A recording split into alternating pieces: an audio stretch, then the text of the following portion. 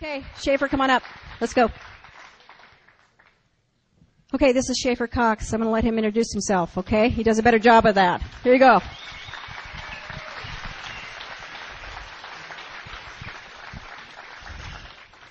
Let's all stand up and stretch a little bit, because I'm going to go for a long time. I was going to say stand up while you're clapping, but, thought better of it. Okay, thanks. Where's Dean Porter?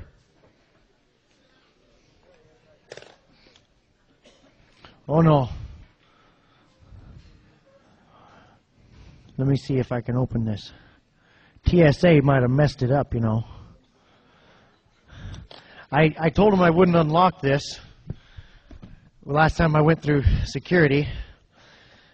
And they said, why not? And I thought, oh, shoot. My Constitution's in there.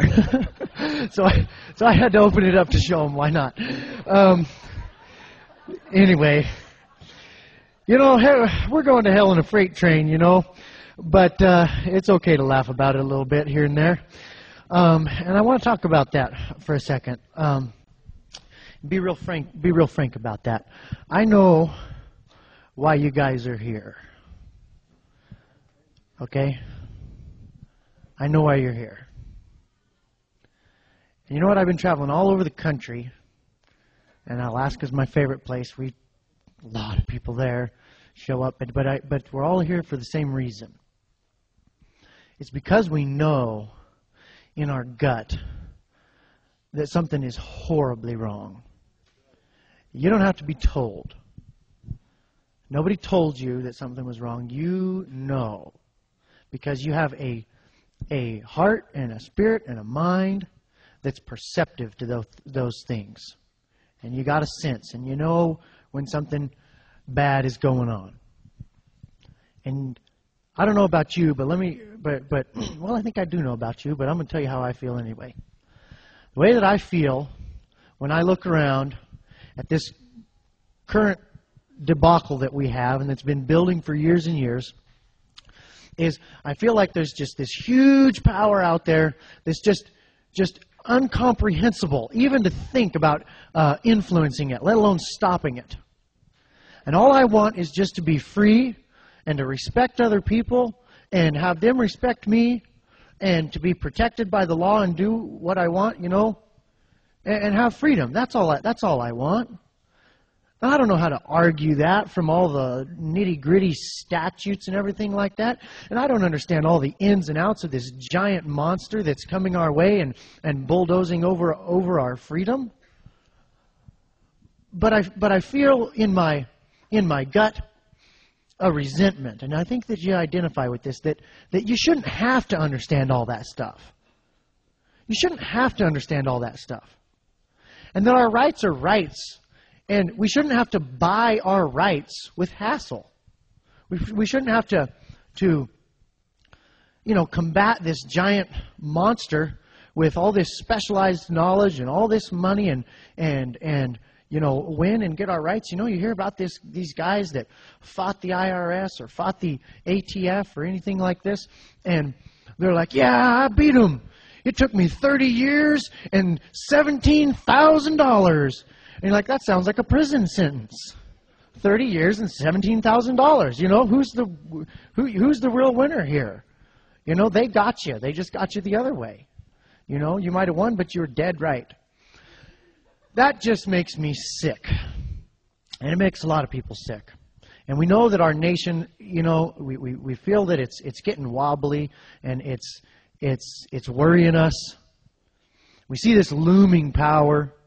We see these videos like we saw today that they can just lock you up for any reason without a phone call or nothing. You just disappear. And so we show up here. Why? Because we don't know what else to do. And what we get told so many times that feels like you got kicked in the teeth with a government-issued boot is all you can do is you can beg the tyrant to change.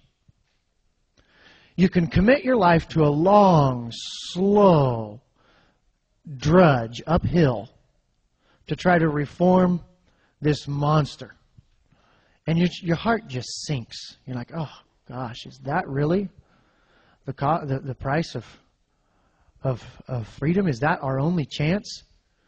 Is to try to go to Washington? What if I ran for office and I got elected? And I could go there to Washington where I can't have a gun and try to be a good influence on tyranny. And people think, oh, it just makes your heart sink. And we come to these meetings and we leave here with this list that goes down to the floor of things that you can do, and well, you keep begging them and you can keep kissing the ring and maybe they'll hear you if there's enough of us. Well, you know what? That doesn't really resonate with my spirit. And I can't really come out and say there's anything wrong with that stuff. But I tell you what, it doesn't make me jump out of my chair either. And I want to tell you, I just am really excited to tell you some pretty unconventional, but pretty cool stuff that we've been pioneering in Alaska. Actually, you know what? We're not pioneering it because people throughout all of human history have done this. But we're pioneering it in human memory. There's nobody alive who really remembers this, at least not in this country. I can't wait to get to that. But first I want to hit a couple of points about this giant monster that we're trying to reform, okay? I want to explain how it works and how they got us. So I'm young, I got good eyes. I can read my notes down there. All right. The first thing that we're up against that we've got to understand our enemy. And you got to, be honest about who your enemy is. And that is anyone who would take away from us the freedoms that God gave us. Anybody who, when you ask them what their authority is, their only answer is because I said so, is tyranny, and that's our enemy. We've got to recognize that. Now, that puts a lot of people in our enemy category, but you know what? That's okay. Let's first talk about the money situation. This is the main tool of tyranny. And this all comes down to legal theory, which I'm really excited to talk about because that's how we got so far off base in this country. All right? So that's what really allowed the monetary debacle to be here. But we got to understand the monetary debacle because it's the main tool. It really is the teeth of the beast. Here's how it works. All right? The Federal Reserve, which is not federal or reserve, it's just a cooperative of private banks that are named after their best customer. Okay?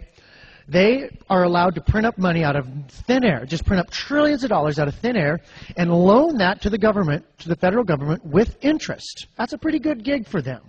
They print up dollars, thin air, loan it to them at interest. We pay the interest. That's what our income tax is for, which was passed at the same time, 1913. On Christmas Eve, there's question even whether there was a proper quorum. But it was really shifty, and they kind of duped Woodrow Wilson into it because he was dupable. And they got it passed. Now, here's why that's so bad. You might say, well, what's wrong with them printing up money out of nowhere?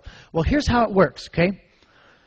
Dollars respond to the law of supply and demand, just like everything else does. When the number of dollars in existence goes up, the value of each one of those dollars goes down.